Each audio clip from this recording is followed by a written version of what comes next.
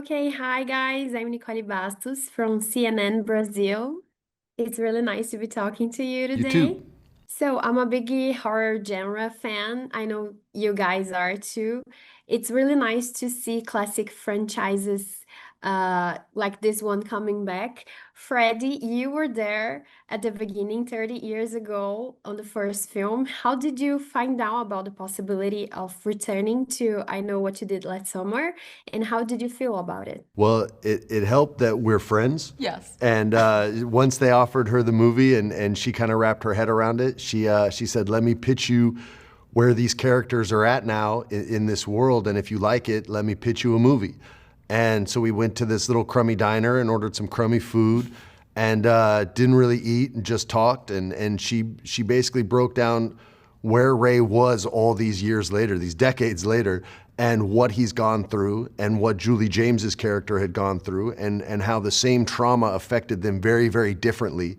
And once she kind of said that, I was already all in. And then she threw this idea at me that takes very, very big swings. And once I was able to wrap my head around, wow, we're actually going to try to pull this off, I was all in. Before there was even a script, I was like, yeah, this is a really good idea, and we'll make it work. I know we'll make it work. Nice. Jennifer just entered this universe by writing and directing it, with many horror films and sequels being made today. What do you think makes the I Know What You Did Last Summer franchise stand out even after 30 years? I think I Know You Did Last Summer is actually a really, like, the core of it is extremely relatable.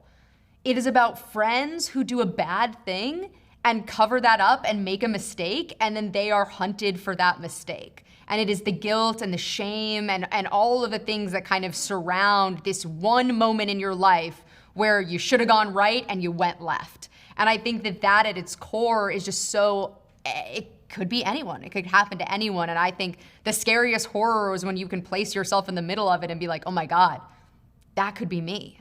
I have seen the film and particularly think that the grand finale, the revelation of the killer, will probably shock people. I Yeah. want to know, Jennifer, what was it like to think about the end? And Freddie, what was your reaction to it? I mean, it was the first thing I thought of. It was when Sony came to me and said, we want to do this movie.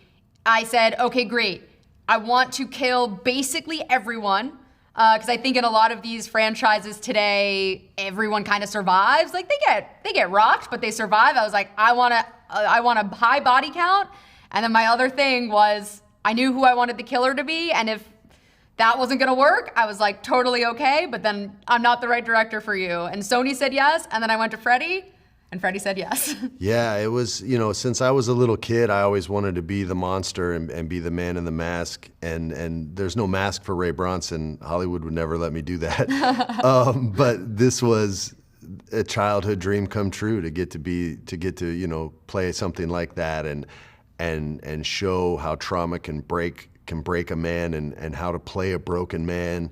And for me, it was all about the reason why, like why and how. How could he go this far? How could he fall this far?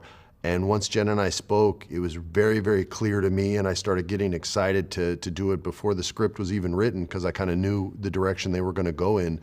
And then when you see the script and you do see that revelation that you're discussing, those words are his reason why, and it can't feel like a James Bond villain speech from the 80s. It has to be very vulnerable. It has to be very honest and open. And he has to basically say, this broke me.